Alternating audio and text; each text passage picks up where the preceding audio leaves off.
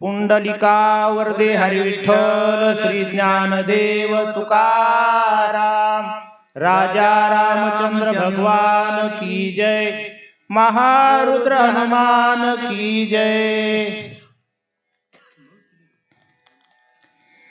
श्री गणेशाय नमः श्री रामचंद्राय नमः।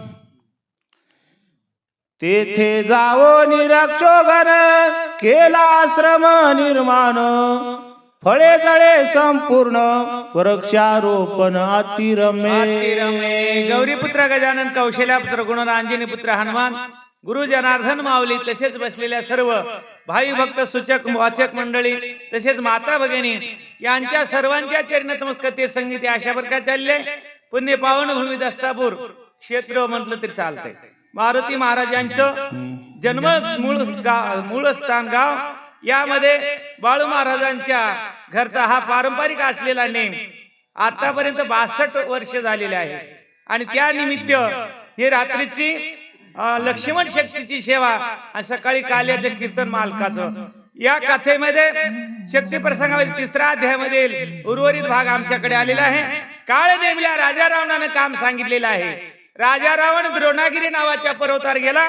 जसं राजा रावणानं सांगितलेलं आहे काम तसं काम पुढे केले रक्षगण केलेलं आहे। तिथं फळमुळ आश्रम तयार काळनिमीने केलेला आहे। आपण घेऊन अग्निहोत्र तापसवेसे निशाचर दिसे उपवास निरंतर गेले उदरख पाटे। काळनिमीने तिथं आश्रम निर्माण केलेला आहे। केल्यावर आपण होऊन अग्निहोत्र जे अग्निहोत्री ब्राह्मण संन्यासी लोक जसं आपलं शरीर वाढवतात जसं शरीर निर्माण करतात तशा प्रकारचं काळनिमीने आपलं शरीर केलेलं आहे। त्याचं जे पोट आहे आमच्यासारखं पुढे आले नव्हतं बाळ महाराज त्यांचं कपाटाला गेलेलं पोट आणि दिसे उपवासी निरंतर किती दिवसाचा उपवासी किती दिवस हे संन्यास आश्रमात असलेला ऋषी दिसू लागलेला आहे। माथा जटांचा संभार परिधान त्यासी वल्कला वक्त्री वाढले श्यामाश्रू फार अति विचित्र भासते। आणि काळनिमीने असा पोशाख निर्माण केलेला आहे। माथा जटांचा भार डोक्याला जटांचा भार आहे। अंगावर कोणतंच कपडा ठेवले नाही। वल्कलांबर नाही। वल्कलांबर म्हणजे जे काय झाडाच्या साली काढून आपलं जे शरीर झाकणं याला वल्कलांबर म्हणतात। अशा प्रकारचं शरीरावर परिधान करून हनुमंतराची आगमनाची वाट तो काळनिमी पाहू लागलेला आहे। काख बळ हात लिंग बुडाले केसात वानप्रस्थ रूप तेथ जप करीत एकाग्र। आणि काळनिमी सारखा जप करू लागलेला आहे। जप करत असताना काळनिमीच्या अंगावर एवढे केश होते म्हणाल तर त्याच्या शरीराचा भागच केसानं आच्छादून गेलेला होता। एवढा काळनिमी जसं संन्यासी जसे तापस्वी ऋषी लोक असतात कित्येक दिवस आश्रमामध्ये काय करतात नामस्मरण करतात अशा प्रकारचा तो काळनिमी दिसू लागला। हाती घेऊन जप माळे भवयांतळे जैसी खेचरी मुद्रा लावेले तैसे सैले दिसत आहे। हातामध्ये जपमाळ घेतलेली आहे। अर्धावट डोळे बोबळ लावलेले आहेत आणि खेचरी मुद्रा लावली। खेचरी म्हणजे सारखं आकाशाकडे बघणे आणि सतत नामस्मरण करणं। पण हा नामस्मरण करत नव्हता। कधी हनुमंतराय येतील कधी त्याला मी मारू का ते मला मारतील असा विचार तो काळनिमी करू लागलेला आहे। घालोनिया वज्रासन आता खाली करोनिया एकाग्र मन बकवत धरोनी ध्यान पाहे आगमन कपिचे। काळनिमीने वज्रासन घातलेलं आहे आणि वज्रासन घालून जसं बगळा पाण्यामध्ये काय करतो माशाची वाट पाहतो तशा प्रकारचा हा काळनेमी हनुमंतराची वाट पाहू लागलेला आहे. उदका माझी असे बघ जैसा कोणे सात्विक जळवासे पुणे श्लोक ऐसा देख दिसत तसे काळ नेहमी कसा दिसू लागला नात्राने वर्णन केलं. पाण्यामध्ये जसा पांढरा बगळा किंवा अंगावर पांढरे कपडे घालून जसा एखादा पुण्यश्लोक योगी संन्यासी दिसतो की ध्यान लावलेला सतत नामस्मरण करणारा, तसा पाण्यामधला बगळा येणाऱ्या माशाचं आगमन पाहतो. तशा प्रकारचा हनुमंतराच्या आगमनाची वाट हा काळ नेहमी पाहू लागलेला आहे. मत्स्य आली दृष्टी तळे गटकावनी सगळा गिळे राक्षस कपट मेळे कपिया गमन सैले पातसे. जसा पाण्यातला बगळा माशा जवळ आल्याबरोबर गटकन गिळतो, तशा प्रकारचा कपट रूपानं काळ नेहमी हनुमंताचं आगमन कधी होईल आणि हनुमंताला कधी मी फसवीन किंवा हनुमंताला केव्हा मी मारेन असा विचार काळनेमी नावाचा राक्षस करू लागलेला आहे. तव दक्षिण दिशेच्या भागे जैसी मुसवतीले आगे नक्षत्राचा पुंज स्वर्गे दिसे वेगे धावत असं सतत ध्यान करू लागलेला काळ नेहमी इतक्यामध्ये दक्षिण दिशा म्हणजे आपल्या पाठीमागची दिशा, या दक्षिण दिशेच्या पाठीमाग त्यानं सहज पाहिलं. डोळे लावलेला नव्हता, इकडे तिकडेच बघू लागला, पण तसं नाटक करू लागला.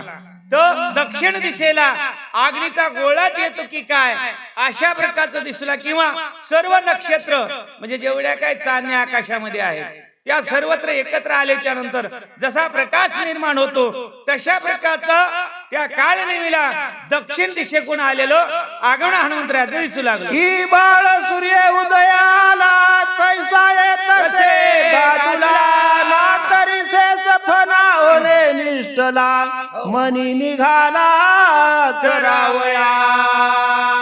जखरा सकाळचा बाळ सूर्य लाल बनून दिसतो पूर्व दिशेला, तसा येताना दिससे दादूला असा हनुमंतराय दिसू लागला. किंवा शेषनाग असतो, शेषनाग त्याच्या डोक्यावर मणी असतो, त्या मण्याचा प्रकाश रात्रीच्या वेळेस पडतो, त्या मण्याचा प्रकाश, आणि त्या प्रकाशाच्या छायानं तो रात्री आपलं उदर पोषण करतो.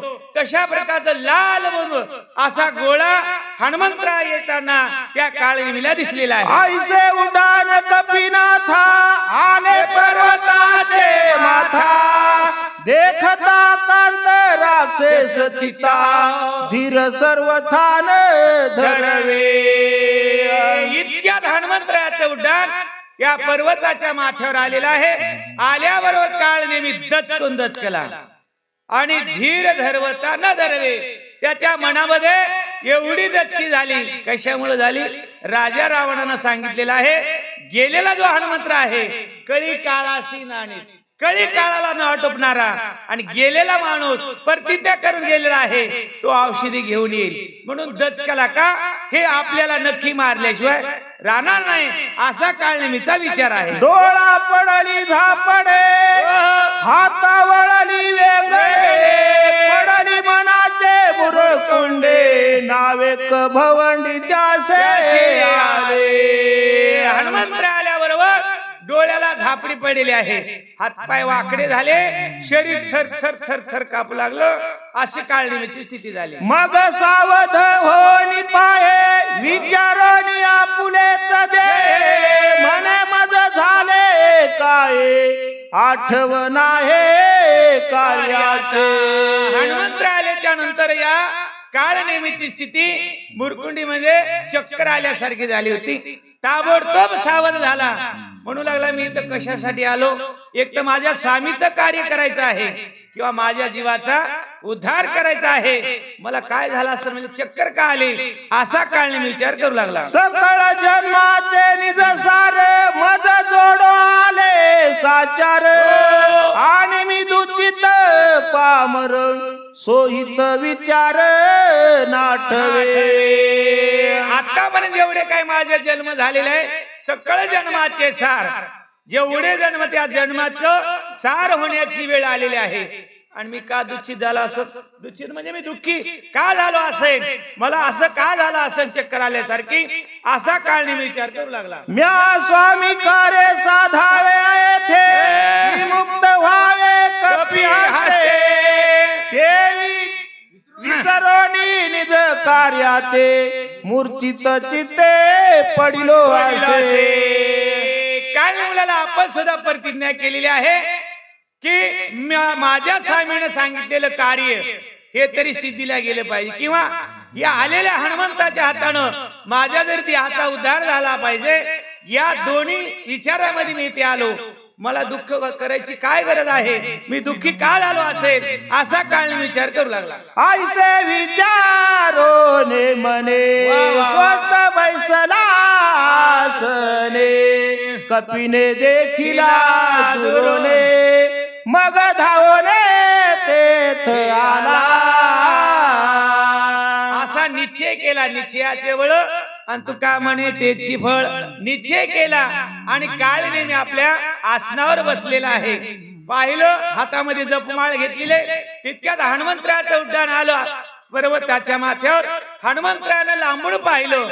हनुमंतराला वाटलं आपण ज्या कार्यासाठी आलो ते कार्य तर पुढे होणारच आहे, पण आपला सुद्धा साधू समोर दिसत आहे.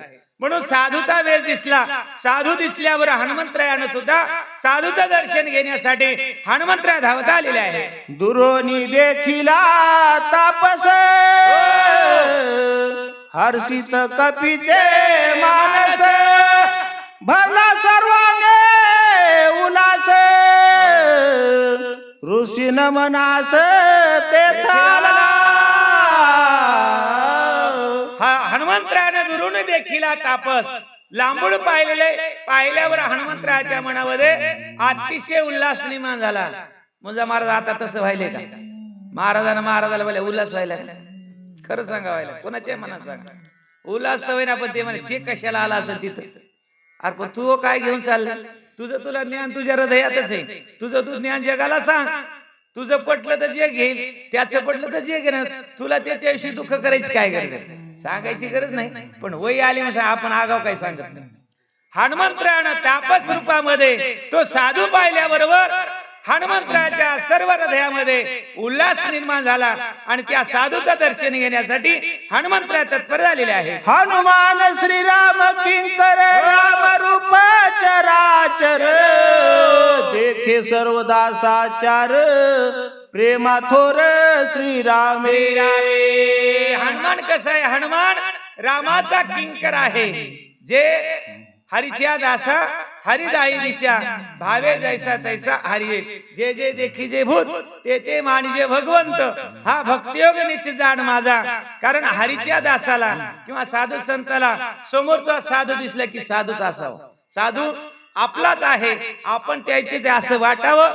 हनुमंतरायाला वाटलं हे सुद्धा साधू आहे, यांचं आपण दर्शन घ्यावं, यांच्याशी काही गोष्टी बोलावं, असा विचार हनुमंताचा झाला आणि दर्शनासाठी आलेले आहे.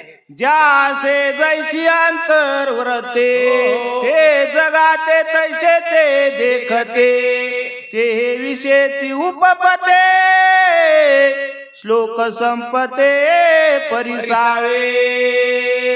जयाची जैशी अंतर्वर्ती तैसे ते जगाते देखते. जसं अंतरीचे धावे शोभाई बाहेरी.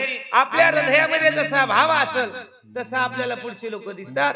हनुमंतरायाला अंतरामध्ये प्रेम भाव उत्पन्न झाला की रामाचे भक्त सर्व जगामध्ये रामाच्या भक्ताला राम भक्तच दिसतात. म्हणून हनुमंतरायाच्या हृदयाच्या अंतर्वर्ती कशी आहे हे पुढच्या वहीमध्ये आपल्याला ऐकायला मिळेल. सज्जनाचे मोखे लक्षण बर्म स्वरूप सोये आपण जग देखने बर्म पूर्ण कपट चिन्ह तो नेले. नाथराणे या वहीमध्ये सज्जनाचं लक्षण सांगितलेलं आहे.